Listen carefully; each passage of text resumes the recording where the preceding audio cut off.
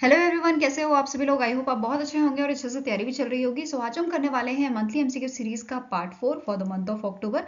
अगर आपने इसका प्रीवियस पार्ट नहीं देखा है तो आई बटन पे आप क्लिक कर सकते हैं। यहाँ पे आपको इसका लिंक जो है वो विजिबल हो जाएगा एंड इस लेक्चर की जो पीडीएफ है वो हम शेयर करेंगे हमारे जो टेलीग्राम चैनल है उस पर, जिसका लिंक मैंने आपको ऑलरेडी डिस्क्रिप्शन बॉक्स में दिया हुआ है, आप इसे ज्वाइन कर सकते हैं। सो चलिए जल्दी से स्टार्ट करेंगे आज का लेक्चर। सो पहला यहाँ पे आपका क्वेश्चन है, which organization has approved a $200 million loan for flood and river bank erosion risk management project in Assam। तो इनमें से कौन सी इंटरनेशनल ऑर्गेनाइजेशन है जिसने यहाँ पे $200 million लोन जो है वो प्रोवाइड किया है, किस चीज के लिए? Flood and river bank erosion risk management project के लिए असम को। ठीक है, तो answer is option number C, that is Asian Development Bank ने इसे अप्रूवल दिया है यहाँ पे। ठीक है, अब एशियन डेवलपमेंट बैंक जो है इसके प्रेसिडेंट कौन है? इनका नाम है मसत्सुगु असाकावा। ठीक है, इसके प्रेसिडेंट आपके हैं मसत्सुगु आसाकावा। ठीक है, इसका हेडक्वार्टर कहाँ पे लोकेटेड है? ये मनीला फिलीपींस में है एंड इसे मनीला फिलीपींस। ठीक है, एंड इसे जो है स्टैब्लिश कब किया गया था? 1966 में से स्टैब्लिश किया गया था। ठीक है, Now next is, which of the following combination is correct regarding the recently awarded GI tag? तो अभी जो है बहुत सारे स्टेट्स के जो प्रोडक्ट्स हैं उनको GI टैग दिया गया था। ठीक है, अब इसमें से आपको सही कॉम्बिनेशन बताना है। जैसे जो याक छुरपी आपकी है, ये कौन से स्टेट की है या कौन सा स्टेट का प्रोडक्ट है? तो ये आपका अरुणाचल प्रदेश का प्रोडक्ट है। देन युदांगुड़ी, ये आपका प्रोडक्ट है तमिलनाडु का। ठीक है, वहीं पे उधमपुर खलादी जो है ये प्रोडक्ट आपका जम्मू कश्मीर का है। फिर केंद्रपारा रसावली, ये आपका उड़ीसा का प्रोडक्ट है। फिर Goa cashew, it is of product of your Goa. ठीक है, तो कॉम्बिनेशन यहाँ पे क्या हो जाएगा? It is option number B, पहले का बी, सेकेंड का ए, फिर थर्ड का डी, फोर का सी एंड 5 का ई। ठीक है, इसके अलावा बाकी अदर प्रोडक्ट्स जिनको यहाँ पे जो है आपका जीआई टैग दिया गया था, जैसे ये हो गया अरुणाचल प्रदेश का आपका खावताई। ठीक है, एग्रीकल्चर गुड्स में, एग्रीकल्चर कैटेगरीज में बेसिकली इसको जो है रखा गया है। देन आपका आ जाता है Arunachal Pradesh Thangsa textile product in textile category.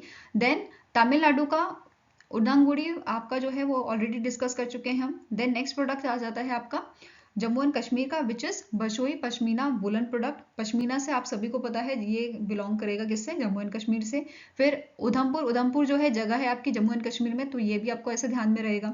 फिर उड़ीसा का जो है केदारा रसबली जो है ये भी हम डिस्कस कर चुके हैं। एंड गोवा का हमने अभी डिस्कस किया, गोवा कैश्यू। ठीक है, तो ये आपको ध्यान में रखना है।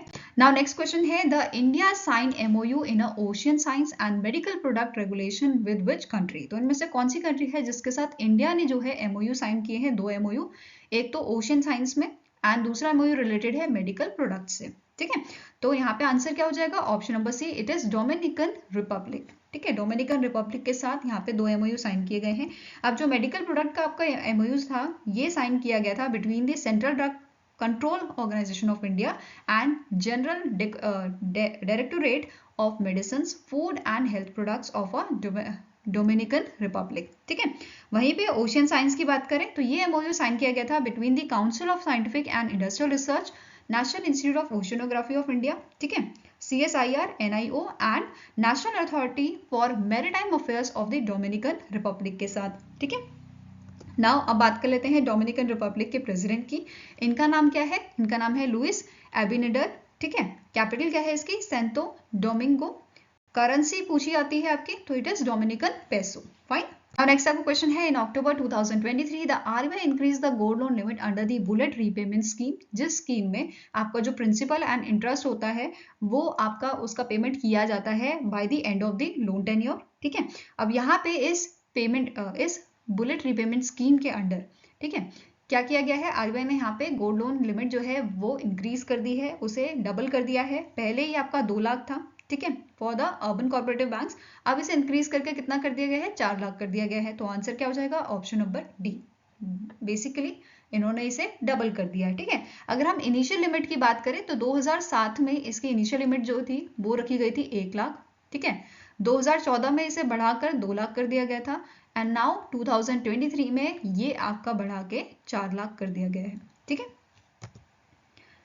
नेक्स्ट क्वेश्चन है, which among the following company recently in October has launch a mobile app for its 54 EC bonds investors. तो इनमें से कौन सी आपकी कंपनी है, कौन सी ऑर्गेनाइजेशन है, ठीक है, जिसने यहाँ पे एक मोबाइल ऐप लॉन्च की है, किस चीज के लिए, बॉन्ड इन्वेस्टर्स के लिए। तो आंसर इज ऑप्शन नंबर ई, इस कंपनी का नाम है REC लिमिटेड। ठीक है, अब ये जो ऐप है इसका नाम क्या रखा गया है, इसका नाम रखा गया है सुगम REC मोबाइल ऐप। ठीक है, जो करंट और जो फ्यूचर इन्वेस्टर इनके हैं उनको यहाँ पे जो सर्विसेज हैं वो प्रोवाइड करेगी। जैसे इस ऐप के थ्रू जो इन्वेस्टर्स हैं ये इंटरेस्ट रेट या मैच्योरिटी रेट अपनी देख सकते हैं, फिर KYC का से रिलेटेड जो भी फॉर्म है वो इजीली यहाँ पे डाउनलोड कर पाएंगे ये। ठीक है, फिर जो ऐप इनके E-बॉन्ड सर्टिफिकेट्स हैं वो आराम से डाउनलोड हो जाएंगे। फिर ये जो यहाँ पे सर्विस प्रोवाइडर हैं बेसिकली उनसे कनेक्ट कर सकते हैं, इन्वेस्टर से कनेक्ट किया जा सकता है थ्रू द वीडियो कॉल या फिर जो आपके ईमेल या व्हाट्सएप के थ्रू। ठीक है, तो ये सारी चीज ध्यान में रखनी है। नाउ REC लिमिटेड से रिलेटेड स्टैटिक इन्फॉर्मेशन देख लेते हैं। जैसे विवेक कुमार जो दवानगन है, ठीक है, विवेक कुमार दवंगन जो है इसके चेयरमैन एंड मैनेजिंग डायरेक्टर हैं। वहीं पे अगर हेडक्वार्टर की बात की जाए तो ये आपका कहाँ पे लोकेटेड है, न्यू दिल्ली में लोकेटेड है। फाइन। Now next आपको क्वेश्चन है, recently in October the RBI has announced the extension of a payment infrastructure development fund that is PIDF scheme for dash years। तो कितने साल के लिए यहाँ पे एक्सटेंशन दिया गया है PIDF स्कीम को?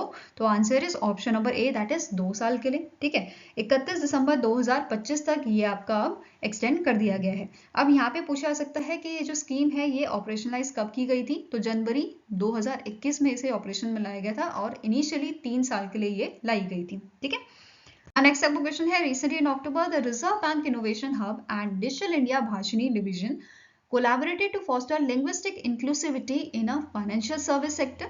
Who is the current CEO of a Digital India Bhashini division? ठीक है, तो यहाँ पे आंसर आपका हो जाएगा option number C, that is Amitabh Nag. तो यहाँ पे जो आपका डिजिटल इंडिया भाषिनी डिवीजन है इन्होंने कोलैबोरेशन किया है रिजर्व बैंक इनोवेशन हब के साथ। किस चीज के लिए? To foster linguistic inclusivity in a financial service sector. ठीक है, ये ध्यान में रखना है। नाउ इससे रिलेटेड आपका जो है स्टैटिक इन्फॉर्मेशन पूछा जा सकता है, दैट इज जो भाषिनी है आपका, ठीक है, डिजिटल इंडिया भाषिनी डिवीजन, ये कौन सी मिनिस्ट्री के अंडर काम करता है? तो ministry of electronics and information technology. इसके साथ साथ यहाँ पे इसका हेडक्वार्टर पूछा जा सकता है जो लोकेटेड है आपका न्यू दिल्ली में, एंड इसे लॉन्च किया गया था जुलाई 2022 में। ठीक है, वहीं पे रिजर्व बैंक इनोवेशन हब की बात करें तो इसके CEO पूछे जा सकते हैं जिनका नाम है राजेश बंसल, और इसका हेडक्वार्टर कहाँ लोकेटेड है? ये लोकेटेड है आपका बेंगलुरु में। ठीक है, कहाँ पे लोकेटेड है? बेंगलुरु में, बेंगलुरु कर्नाटका, एंड इसे 2022 में 2022 में इसे भी स्टैब्लिश किया गया था। ठीक है, next is the monetary policy committee that is MPC in its 4th bimonthly monetary policy for financial year 2024 projected India's GDP growth at dash. तो in month of October 4th bimonthly monetary policy जो है वो उसका detail जो है वो release किया गया था। ठीक है, अब यहाँ पे इन्होंने जो GDP है फाइनेंशियल ईयर 2024 की वो कितनी प्रोजेक्ट की है? तो ये प्रोजेक्ट की गई है 6.5%। तो आंसर यहाँ पे आपका हो जाएगा ऑप्शन नंबर ई। ठीक है, वहीं पे इन्फ्लेशन की बात करें तो इसमें यहाँ पे RBI ने इन्फ्लेशन जो है प्रोजेक्ट की थी 5.4% की। इसके अलावा जो बाई मंथली मॉनेटरी पॉलिसी है यहाँ पे पॉलिसी रेट्स जो हैं वो भी बताए जाते हैं, उसमें अगर कुछ चेंज हुआ होता है या जो भी यहाँ पे मॉडिफिकेशन की जाती है RBI के द्वारा तो वो सब यहाँ पे रिलीज की जाती है। तो इस बार के जो आपके पॉलिसी रेट्स हैं ये आपके चेंज नहीं किए गए हैं, ये आपके सेम ही रखे गए हैं जैसे पहले थे। ठीक है, अभी करंटली ये कितना है? पॉलिसी रेट रेपो रेट की बात करें तो 6.50% है। स्टैंडिंग डिपॉजिट फैसिलिटी रेट ये आपका 6.25% रखा गया है। देन MSF जो आपका है 6.75% रखा गया है। Bank rate 6.75 and fix deposit fixed reverse repo rate ये आपका रखा गया है 3.35%। वहीं पे CRR जो है ये 4.50% है एंड SLR आपका 18.00% रखा गया है। फाइन। नेक्स्ट आपको क्वेश्चन है, name the bank that has launch a mobile handheld device to provide banking services to financial inclusion customers. तो आंसर यहाँ पे आपका हो जाएगा दैट इज इस डिवाइस को लॉन्च किया है स्टेट बैंक ऑफ इंडिया ने। अब जो ये डिवाइस है ये बेसिकली यूजफुल है कस्टमर सर्विस पॉइंट एजेंट्स के लिए, ऐसे एजेंट्स जो घर में आके आपको सर्विसेज प्रोवाइड करते हैं बैंकिंग सर्विसेज। ठीक है, अब यहाँ पे जो मोबाइल हैंडहेल्ड डिवाइस है, जो ये डिवाइस है बेसिकली ये इनिशियली 5 कोर बैंकिंग सर्विसेज हमें प्रोवाइड करेगा। पहला आपका है cash withdrawal, cash deposit, fund transfer, balance enquiry and mini statement. तो इनिशियली ये 5 सर्विसेज हमें प्रोवाइड करने वाला है। Now State Bank of India के चेयरमैन कौन है? इनका नाम है दिनेश कुमार खरा, एंड रिसेंटली इनका जो टेन्योर है वो भी यहाँ पे बढ़ाया गया था, अगस्त 2024 तक इसे इंक्रीज कर दिया गया। ठीक है, now next is as per the Controller General of Account that is CGA, India's fiscal deficit rises to rupees dash for the tenure April to August of the financial year 2023-2024। तो यहाँ पे कितना, यहाँ पे जो फिस्कल डेफिसिट है वो बढ़ा है, तो आंसर इज 6.42 ट्रिलियन। कितना है ये? 6.42 trillion for the from April to August, and ये आपका 36% है फुल ईयर टारगेट का, विच इज 17.87 ट्रिलियन। ठीक है, नेक्स्ट आपका क्वेश्चन है, which country is re elected as a president of Asia Pacific Institute for Broadcasting Development, that is AIBD general conference for the 3rd year term.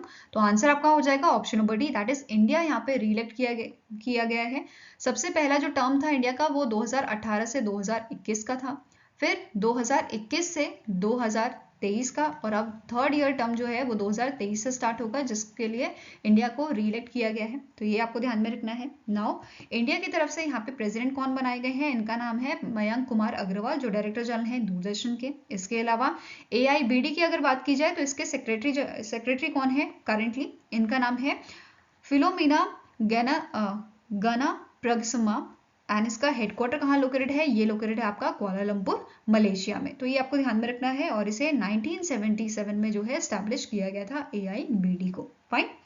Next question है, recently in October the Chief Justice of India announced that the Supreme Court of India appointed sign language interpreter to help hearing impaired lawyers. Who is the current Chief Justice of India?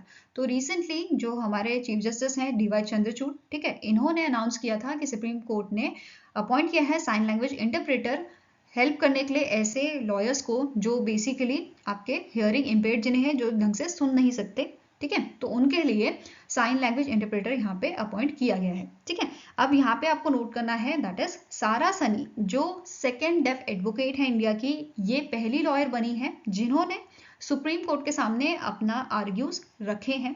ठीक है, ये आपको ध्यान में रखना है। ठीक है, she is India's first lawyer with hearing and speech impairments, argued her case before the supreme court with the assistant of a court appointed interpreter. ये ध्यान में रखना है आपको। ठीक है, नेक्स्ट आपको क्वेश्चन है, name the university that partnership with the Indian Council for Cultural Relation, that is ICCR, to organise the soft launch of a online platform जिसका नाम है universalisation of traditional Indian knowledge system, that is UTIKS portal at Manipal Academy of a Higher Education, Manipal, Karnataka. अब जो ये portal है, इस portal में basically short courses provide किए जाएंगे जो फोकस करेंगे मेनली ट्रेडिशनल इंडियन नॉलेज पे।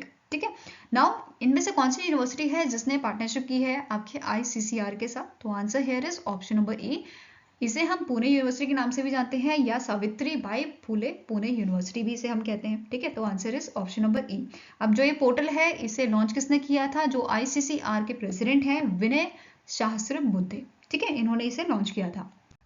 Now next is, recently in October the CM of Rajasthan, जिनका नाम है अशोक गहलोत, इन्होंने अनाउंस किया था formation of 3 new district, identify these districts. So recently इन्होंने अनाउंसमेंट की थी कि ये 3 नए डिस्ट्रिक्ट बनाने वाले हैं। इनका नाम क्या क्या है? तो इट इज मालपुरा, ठीक है, सुजानगढ़ एंड कुचमन सिटी। तो ये 3 डिस्ट्रिक्ट इन्होंने अनाउंस किए हैं कि ये बनाए जाएंगे। इससे पहले इन मंथ ऑफ मार्च 19 डिस्ट्रिक्ट के फॉर्मेशन के लिए भी इन्होंने अनाउंसमेंट की थी। ठीक है, ये ध्यान में रखना है। अब इसी के साथ राजस्थान में कितने डिस्ट्रिक्ट हो चुके हैं? It is 53 district. इसके अलावा स्टैटिक इन्फॉर्मेशन में ये भी पूछा सकता है कि राजस्थान के आपके गवर्नर कौन है? इनका नाम क्या है? कालराज मिश्रा। क्या नाम है? कालराज मिश्रा।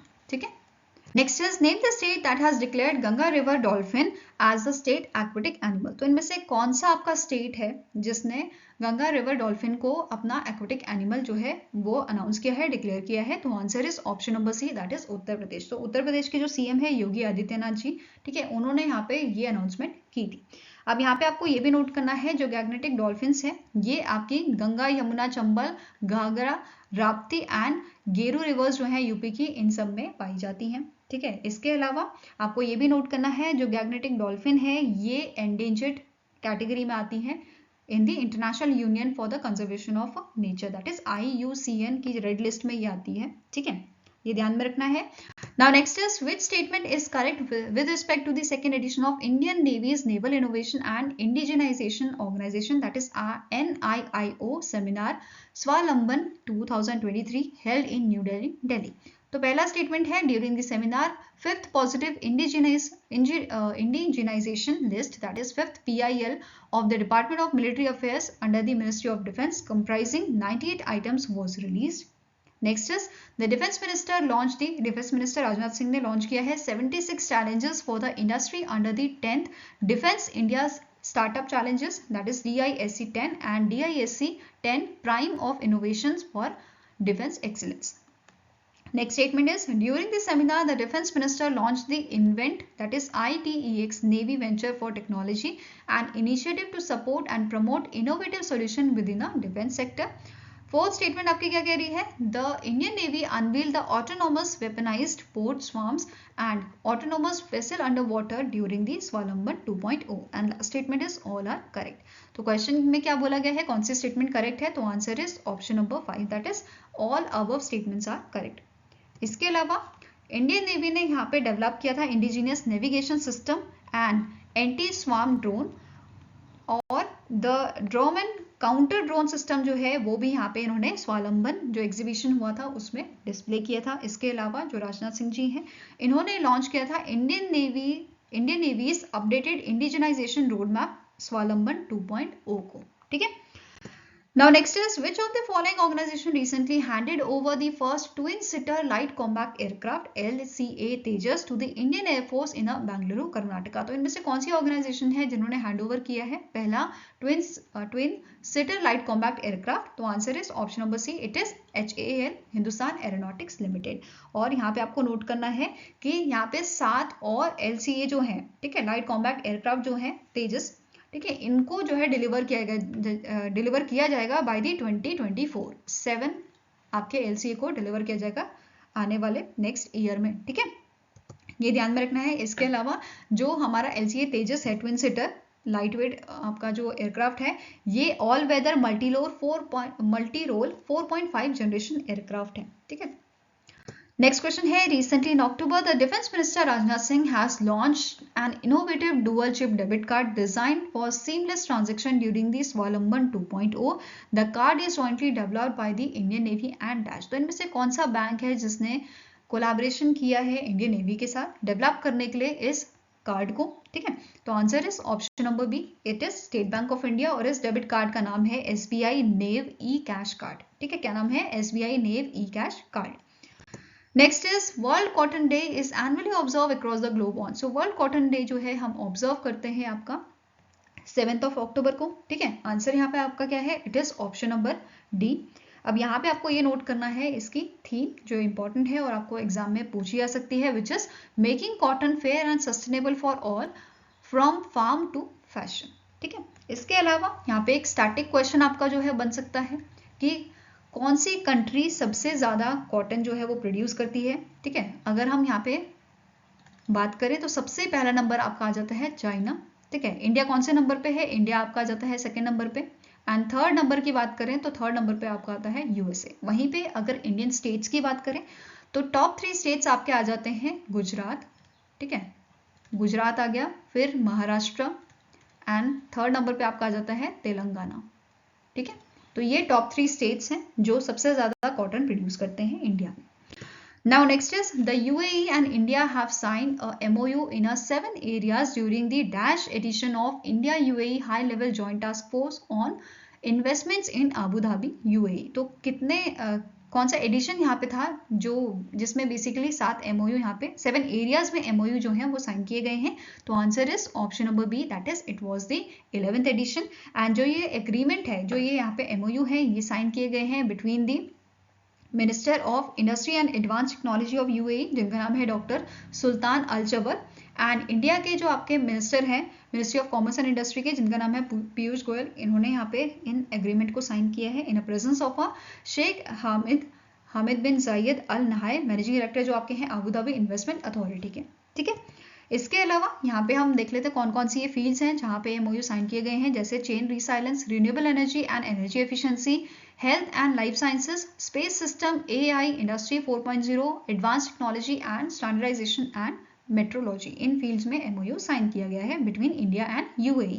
नेक्स्ट आपका क्वेश्चन है, recently in October the NPCI international payment limited and Al Etihad payment entered into a agreement to implement RuPay domestic card scheme in the dash. तो कौन सी कंट्री में रुपे डोमेस्टिक कार्ड जो है इंप्लीमेंट करने के लिए इंडिया की NPCI international payment limited and UAE की अल इतिहाद पेमेंट जो है इन्होंने यहाँ पे अग्रीमेंट साइन किया है, तो answer is option number C, that is UAE। ठीक है, ये ध्यान में रखना है। अब इसका मेन एम क्या है कि जो इंडिया का यूपीआई है, ठीक है, इंडिया का यूपीआई और जो यूएई का इंस्टेंट पेमेंट प्लेटफॉर्म है, इन दोनों को यहाँ पे इंटीग्रेट किया जाए ताकि पेमेंट जो है वो इजीली हो सके। ठीक है, नाउ अब यहाँ पे प्रेसिडेंट देख लेते हैं। आपके यूएई के प्रेसिडेंट कौन है? इनका नाम है मोहम्मद बिन जायद अल नहान। ठीक है, इसके आपके पीएम कौन है? मोहम्मद बिन रशीद अल मखदूम। कैपिटल यहाँ पे पूछी जा सकती है अबू धाबी, एंड करेंसी क्या है? It is UAE dirham. Fine. Now next is the Automotive Research Association of India, that is ARAI, has signed a MOU with which institution for establishing a common engineering facility center titled Digital Twin Center for Emerging Automotive System in a Hub and Spoke Model. तो answer यहाँ पे आपका क्या हो जाएगा? That is ARAI ने यहाँ पे MOU साइन किया है IIT गुवाहाटी के साथ। ठीक है, किसके साथ साइन किया है? Option number A is the right answer, IIT Guwahati के साथ, ताकि जो MSME एंड स्टार्टअप जो है उनको इजी यहाँ पे जो है सपोर्ट दिया जा सके। फाइन। अब यहाँ पे हब एंड स्पोक की बात हो रही है, तो हब जो है ये आपका कहाँ पे होगा? ये आपका है पुणे महाराष्ट्र में, स्पोक 1 बेंगलुरु कर्नाटका में, एंड स्पोक 2 आपका रहेगा IIT गुवाहाटी में। ठीक है, इसके साथ साथ ARAI की बात कर लेते हैं, तो इसका आपका हेडक्वार्टर कहाँ लोकेटेड है? पुणे महाराष्ट्र में, एंड इसके चेयरमैन एंड डायरेक्टर कौन है? इनका नाम है रेजी मथाई। ठीक है, और इसे 1966 में स्टैब्लिश किया गया था। Now next is Which ministry has organized curtain raiser event for the inaugural India Art Architecture Design Biennial, that is IAADB 2023 at a National Gallery of Modern Art, New Delhi, Delhi. तो answer यहाँ पे आपका हो जाएगा, that is कौन सी ministry ने इसे organise किया था? इसे ऑर्गेनाइज किया था मिनिस्ट्री ऑफ कल्चर ने, जिसके आपके यूनियन मिनिस्टर हैं जी किशन रेड्डी। वहीं पे अगर मिनिस्टर ऑफ स्टेट की बात की जाए, मिनिस्टर ऑफ स्टेट कौन है? इनका नाम है मीनाक्षी लेखी। क्या नाम है इनका? मीनाक्षी लेखी। और यूनियन मिनिस्टर जी किशन, ठीक है, जी किशन रेड्डी। फाइन। अब यहाँ पे इन्होंने इसका लोगो जो है वो भी लॉन्च किया था ड्यूरिंग दिस इवेंट। यहाँ पे आप इसका लोगो देख सकते हो। ठीक है, एंड ये जो आपका इवेंट है ये आपका 9 से 15 दिसंबर तक आपका ये हेल्ड होएगा। ठीक है, ये आपको ध्यान में रखना है। फाइन, रेड फोर्ट में ये हेल्ड होगा event. Now next up question है, the North America's first Gandhi Museum was opened in dash city of USA.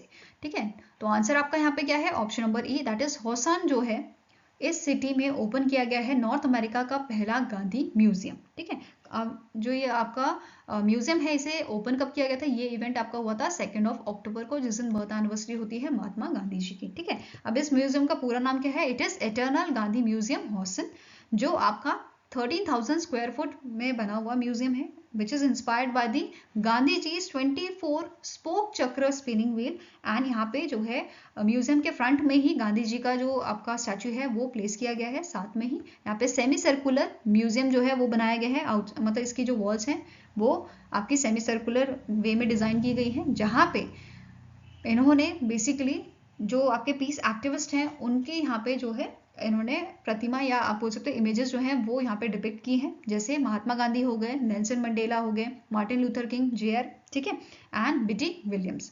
ये आपको ध्यान में रखना है।